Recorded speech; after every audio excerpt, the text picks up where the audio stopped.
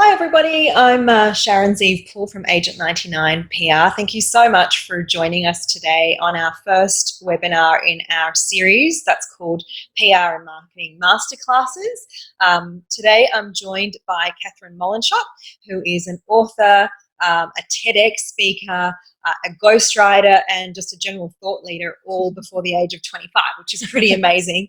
And she's just the perfect person to join us today because we're talking about building thought leadership, which is something that we're really, really passionate about at Agent99, and it's one of our expert areas. Catherine, maybe tell me a little bit about why you think building thought leadership is really important. Yeah, I think thought leadership is really, really powerful. And, and you've seen this as well as your clients, but when you can watch someone who is such an expert at what they do, but they just haven't yet figured out how to communicate that well and share it with a lot of people that to really help them. And then they learn, maybe it's, through you guys or with media or through doing a book or whatever it is, and they start to get out there sharing their thought leadership. And that really affects people. People read their articles, they see them speak, they read their book, they see them in the media, they are uplifted, inspired, educated, and they go about their days, their work in better ways. So I think it's a really meaningful work and way to work that is also very rewarding. Yeah, and I think from our perspective, we've seen clients build thought leadership and how much that's impacted their business and how much growth they've experienced just from doing that. And so again, it becomes something that we're really passionate about. But before we get into it, if there are any questions throughout our webinar, please send them through, and our producer Nick is going to pass them along to us, and we'll read them out and answer your questions. So we want this to be as interactive as possible. But as far as the format, we're going to take you through a little bit through a PR perspective of how to build thought leadership, or how do we do that with our clients. And then we're going to go into books and writing books and how that helps thought leadership as well. And Catherine's going to share sort of her tips and tricks. To get started, can you share, how do you build thought leadership with clients? How do you go about that? Look, there isn't a cookie cutter approach with any of our clients, but before we start a program, we do look at a number of different things to be able to get us in the right track. One of them is objectives. Why are you actually trying to build thought leadership? You need to know your why.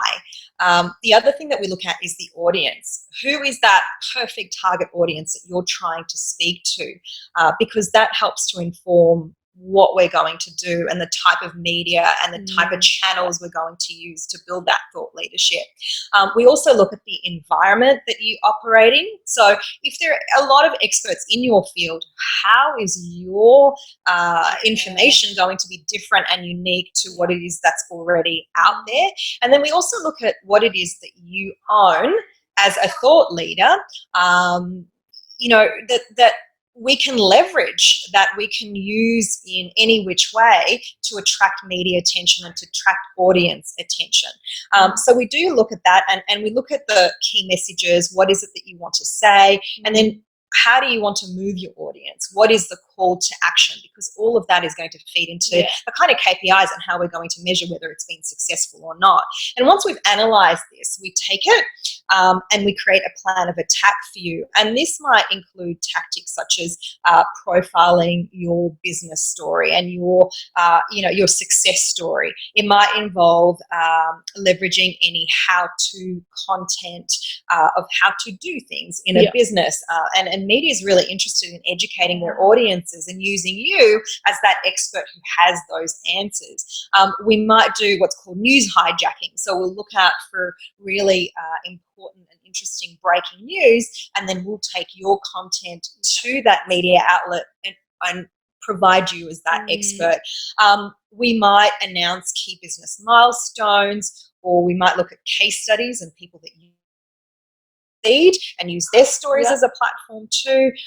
We might do, take your content, create a book out of it, and do book launches, speaking opportunities. There are so many different ways. We might populate your social channels. So there's a lot of ways and a lot of tactics you can use. It's just what is right for your end goal, and that's how we create that program. But one of the key things that we've learned over the last few years is having your owned research is really important to be able to get your message out into market. That's really interesting. Can you share a little bit more about that? What do you mean by having your own research? Yeah, so look, news outlets often look for insights and data that they haven't used before, and it gives information about behaviours or the Australian audience and what they're doing, or a take on a really hot topic at the moment. So we work with our experts in their area of expertise, and we look at those hot topics, and then we take those, we reverse engineer it and think about the type of headlines that we want to have and be able to take out to news. And we create data and research around that no one else has except for you as that expert. And once we take those hooks, it allows you to have those interview opportunities to get your key messages out. So one of the misconceptions is that it's really expensive to do research and it takes a long time. That's not the case at all. Wow. In fact, most of our clients that we've done research for, their research probably costs in the vicinity of 5 to 7 to 10K, just depending on how long we want to have the information for. And we can turn this around in 1 or 2 weeks. So it's actually a very fast turnaround, and then you've got your own content and a platform to go into media, so we can just design a program around that, and we've just seen it succeed. That's so interesting. Hugely. Can you give an example of a client that you've done this with to give us a concrete example of how creating your own research can really be so helpful? Absolutely. So one of our clients is Studiosity, and they're an online learning tutoring platform that's used by a lot of universities for their students. It's an amazing 24/7 product and platform. And they came to us a few years ago because in education, being a thought leader and having the exposure on the likes of AFR and the Oz and SMH and the Age is really, really important to influence those decision makers and build that credibility. And we did try for a number of months in a different way, but we kept suggesting, look, what will really get it over the line is some really great news hooks and intelligence and research that no one else has really talked about of what is happening with students, and it makes you that thought leader. So we went ahead and did that, and we started about 18 months ago, and it has had an amazing impact on their business. They've gone from being used by 50% of universities to being used by 85% of universities because they were able to build that credibility. So you can imagine when their product's worth hundreds of thousands, what an incredible business impact that has had for them, and they've seen remarkable growth. And they've also taken that content, repurposed it into a white paper, and then presented it to those key decision makers. So you can see how you can take all of that research, use it with media, but then have multi-purposes for it to really help with that thought leadership build. That is so interesting. And for anyone who's listening who might not have research on the agenda, maybe they don't have the budget for it right now, or whatever the reason is, how could they know, right now if they are media worthy or not? Like, do they kind of have what it takes? Do they have something interesting to share with media? What tips could you give them? I think it goes back to looking at what are you an expert in it. It needs to be at least 1 or 2 topics.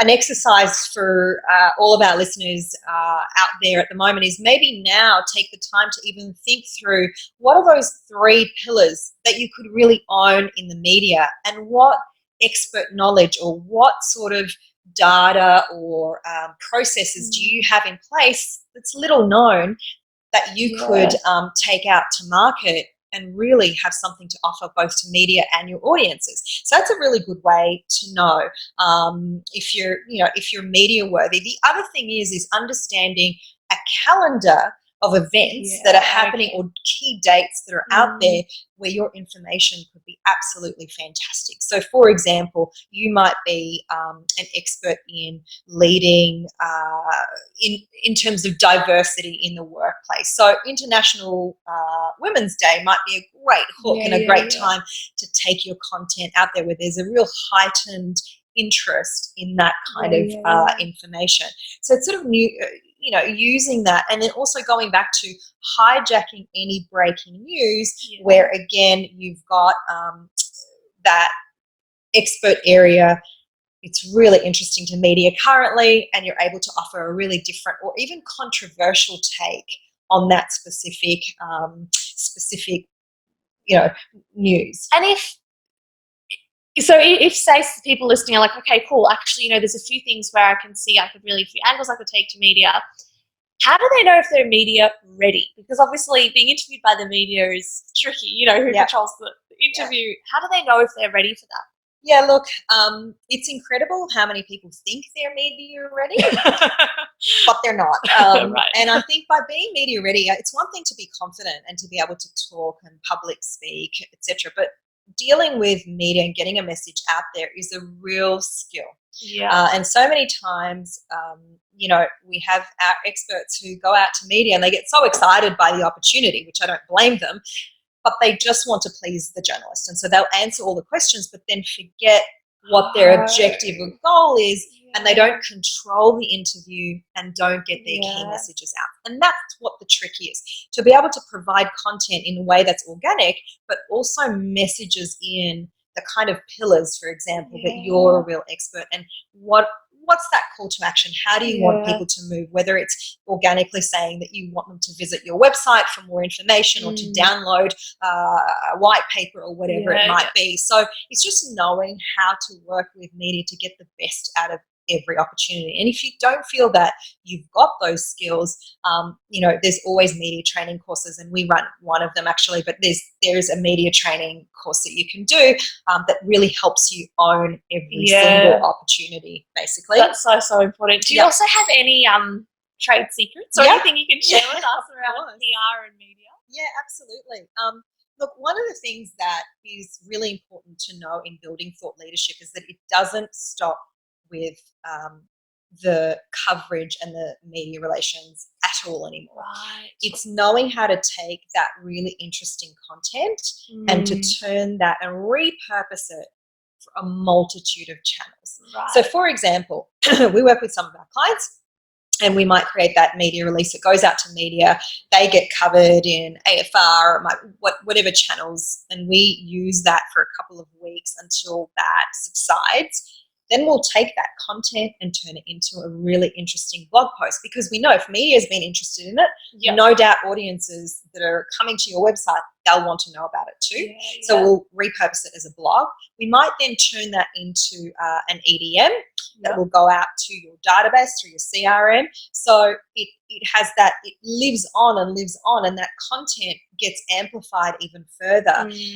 And we might take chunks of it and use that for your LinkedIn, or we might have it for your Facebook, or have it for your Instagram, depending on what the content is. And I think one of the things as well is to take any of that coverage or content and use it in your sales approach too. So build that into your, if you've got salespeople, for example, build that in to build that credibility for your brand even further. So you can see how it just doesn't stop there. It's about knowing how to take that piece of content and really filter it through all of your channels to amplify that message even further. So I think that's kind of my biggest tip, and I see a lot of brands fall over in that they don't repurpose content that well. Some do it amazingly well, but these days you don't need to be an expert in that space to be able to repurpose it. It's just it's a lot easier, but it's just having that mindset. And some of our clients will take our content and eventually build a white paper, or some will take it even that step further and create a book out of that expertise. And I think this is where you come in, Catherine, to tell us how do you build that thought leadership with your clients? Yeah, totally. So I work with different CEOs and professionals, and I help them write books, and I also do some ghostwriting. And it's really, really interesting how much credibility a book has. And I think a lot of people know that, often thought leadership is very much tied to having a book. And what is important that I think can sometimes be missed is to understand the importance of having a really, really great book. So I really love books, and I love writing, and I wrote my first book when I was 13, and I've been writing since, so I love that world. But at the same time, I do think it's really, really important to acknowledge that a book builds your credibility when the book is written really, really well. But I have seen a few books out there that were kind of slapped together. You can tell from the front cover, it's kind of self-published. The front cover might have been designed at home.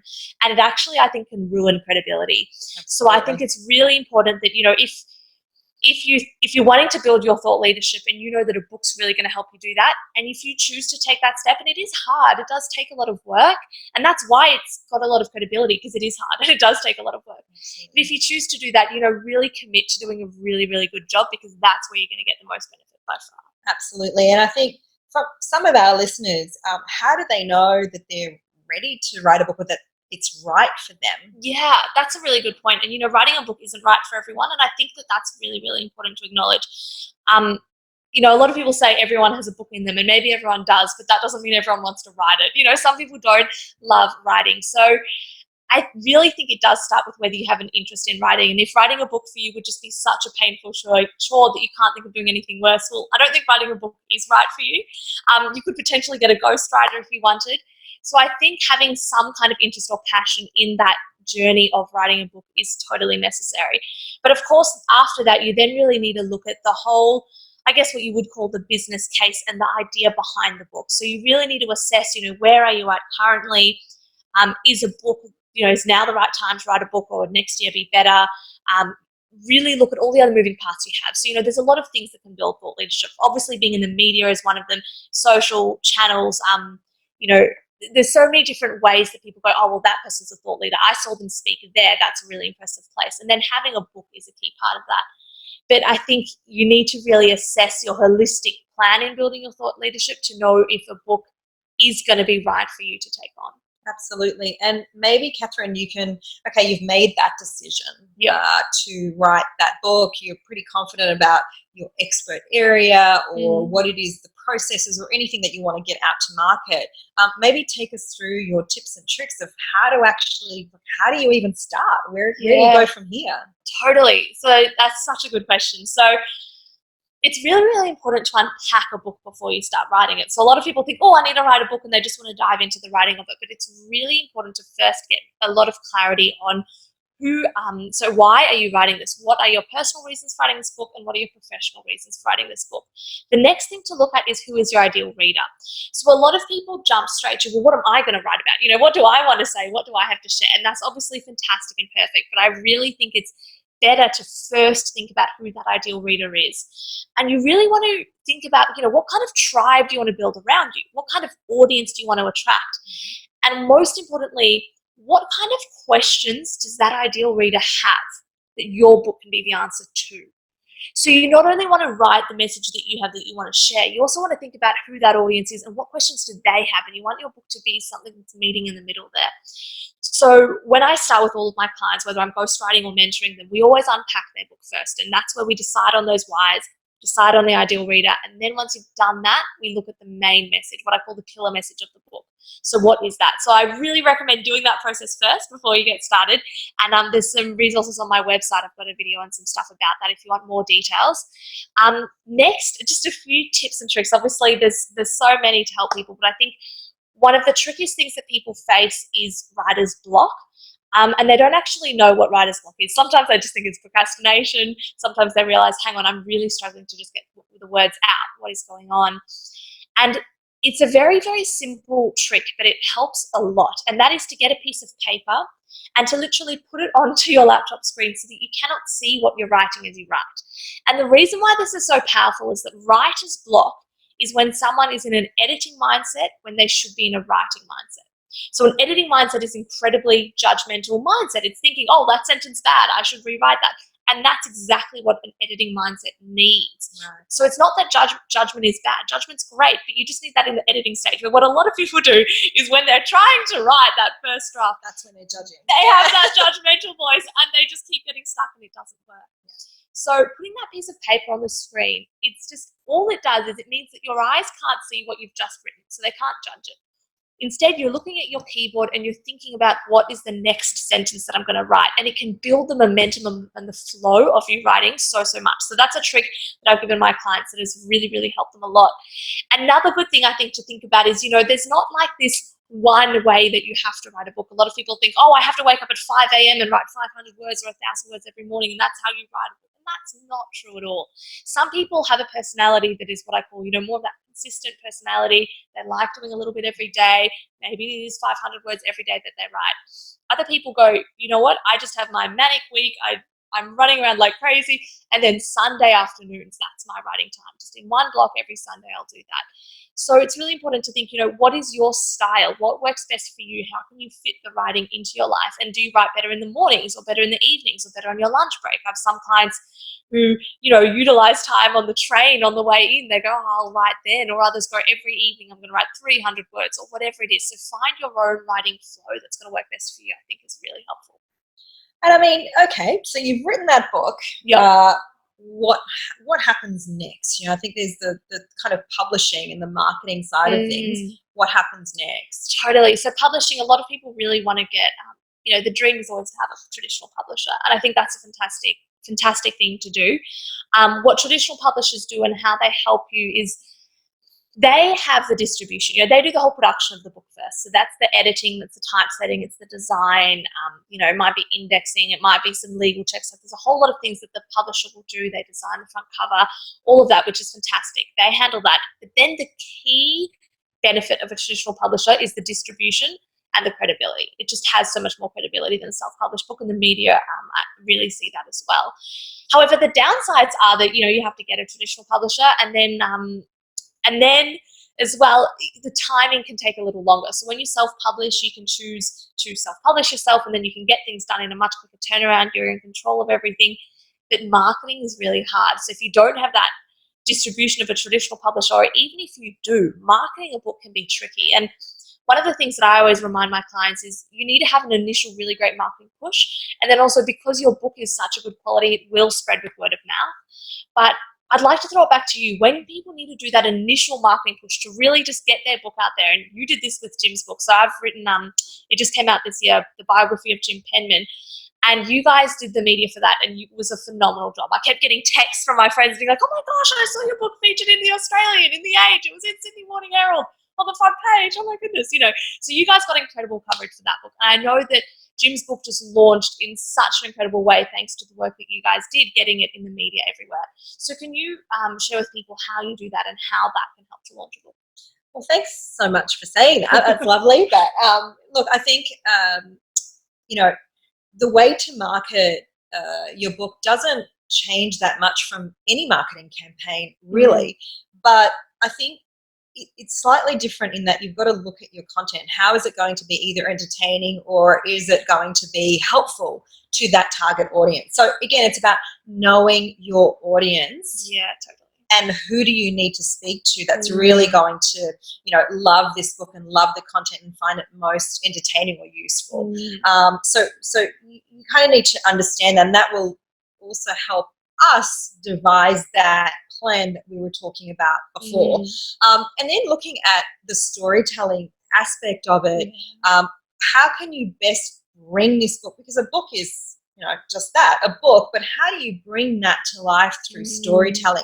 What are the key areas, the little nuggets that you can use to tease the rest of the content? Because obviously through media articles or through any other marketing, you're not going to give all of it away. You might give a little bit away, just give them a taster, and then they want more. So it's about looking at that book and thinking, wow, these are real little pearls that I can use to just tease my audience and be able to bring that story back to life. So not only in a written format, but also when you have those opportunities through media, it's about knowing how to tell that story in a way it's like, well, I need to get my hands on this. This is going to be a phenomenal read, and I'm going to learn a lot. And I think the other thing is look at hiring experts as well. So whether it be a social media agency, whether it be a marketing agency, a PR agency, it doesn't, you've got to find the right part, because publisher can only take it so far for you if you want to really elevate it and really make the most, because publishers work on hundreds and thousands of books, and so you are a priority, absolutely, but they also need to share the love across So many books. so many authors each month. And so if you can bring that to the table and have some partners that are ready to go, really excited about your book and want to get your message out there, that's going to make that campaign live a lot longer and will amplify your message a lot further. So what about you, Catherine? Any other tips and tricks that you've got in terms of marketing as well? Yeah, I think everything you've said is so good. And to add to that, it's really about, leveraging your connections, I think can be so good. So there's a lot of people who think, oh, I'm not quite sure how to push a book out. And then you sit down with them, you go, well, who do you know? What kind of followings do they have? What kind of connections do they have? And you can start to tease out a plan. And if you, are willing to, give them or post a free copy to them and say, hey, I'd love you to read this, and, just give a post on social media. There's a lot of also coupled with that, you can do some grassroots style marketing that is really through all the connections and networks of people you already know and people who already love you and love the work that you do that can start to get things moving. Absolutely. And I think, again, coming back to using your book as that ultimate white paper and then repurposing pieces of it and getting that out into market through social channels and digital channels, whether it be email marketing, whatever it might be, to a database, have that long-term holistic view of how you're going to use all of that beautiful content that's taken you a long time to pull together to just keep amplifying your message. I think it's really important to have the long view. It's not just a quick, hey, you've written it and then it's in market for a month and then I've moved on to the next thing. It's really having that understanding of how you can make it live for that long period and get the most that you can out of it. And it comes back to also measuring your return, really understanding, setting some goals at the beginning of what's going to make this a success for me, and how am I going to measure it? Is it by book sales? Is it by consulting opportunities? Is it through increase in sales in the business? What are those markers, and how am I going to be able to hand on heart measure that? So, for example, a lot of the times we plug in Google Analytics into the back-end measurement for us, so then we can look at exactly which pieces of coverage have driven the most traffic and most sales back to our client's website. So you've got to have all of those measures in place to understand how every campaign is impacting your business. And so many people forget to do that at the outset. They kind of look at it in hindsight. And so I think if you're prepared with also how you're going to measure the success, then that is going to really inform how you do the campaign and how you're going to measure That is such a good point. And then you can really look back and know that it was worth the investment of your time and everything, and the money that you put into it. Because some of our experts have actually written multiple books, and they learn every single time, because some things work, some things don't, and it's really great to have that background and knowledge. And so always look at it that way, build for success and build from multiple titles, and learn from each one as much as you can. Totally. Yeah. And I think we might have some time for a few questions. And Nick is just passing those on to us to read out. Awesome. Cool. So we've got a question here, which is, if you want to build thought leadership via a book, but you can't afford a publisher, do you think it's worth self-publishing? That's a really interesting one. Do you want me to jump in on that? Go So for it. I do think that self-publishing can definitely be worth it. Typically getting a traditional publisher has more credibility, definitely. And sources, like the media, are going to have much more scrutiny about that, and they're going to care about that probably more. I've had some clients who have got a really big following on social media, and they've chosen to self-publish, and they've done a really good job, I've told them to, with the self-publishing, to make sure that the cover looks like it was designed professionally. Everything's done really, really well, and they've actually been able to release their book to their audience who already love them and their fan base, and it took off. From her book, in fact, she ended up creating a whole new online program, then whole new retreats, and her business is just boomed. It's absolutely fantastic what's happened. And that was all through self-publishing. So it can be worth it, yes.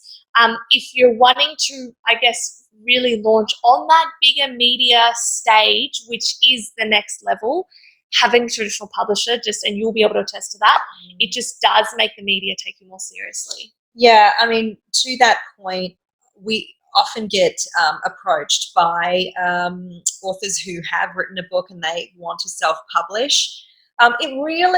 It's case by case. If they don't have somewhat of a profile, or are highly credible in their own space already and have built, you know, a following or a profile.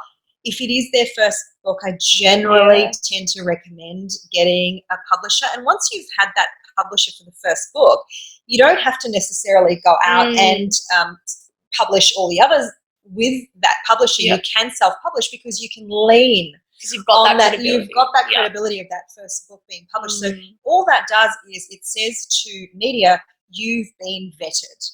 You know, they know that someone has rubber stamped it and gone, yep, this is you know, it's of a high quality and the content is going to be great. So I always say for the first one, it's probably the right thing. But then some other clients don't, it's not, media is not necessarily the be all and end all because they've got a lot of other programs going on. For them, it might be literally a business card. So they might do speaking engagements and want to give out their book.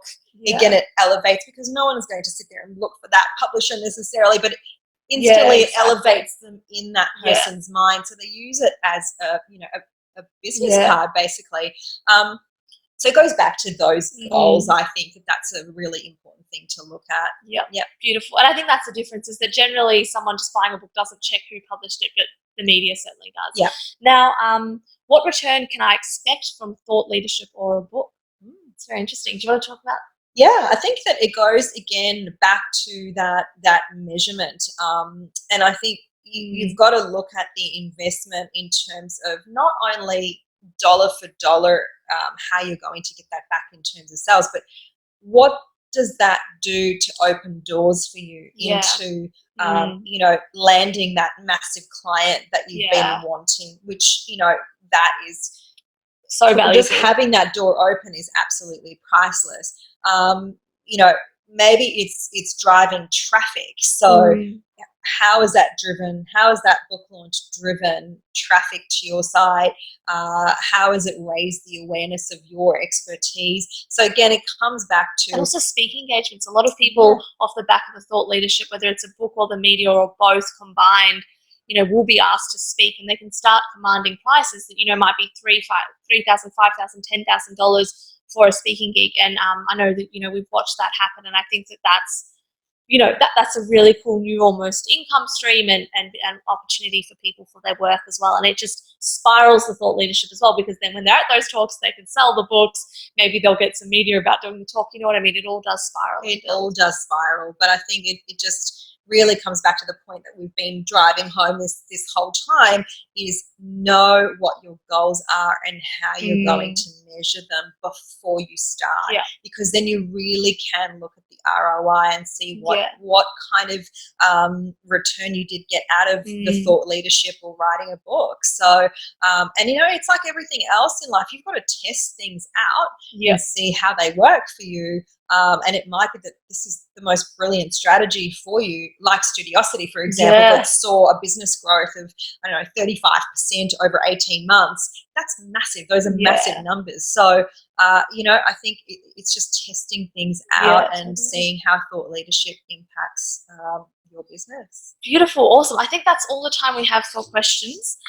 We want to say thank you to everyone. You to everyone. Thanks so much for tuning in, and especially a big thank you to Alison and Nicholas, who've been really engaged. And thank you so much for tuning in, and we'll be having a lot more of those. And if you've got any other questions, please send them through and we will endeavour to answer those after the webinar. So thanks again and have a great day. Thank you.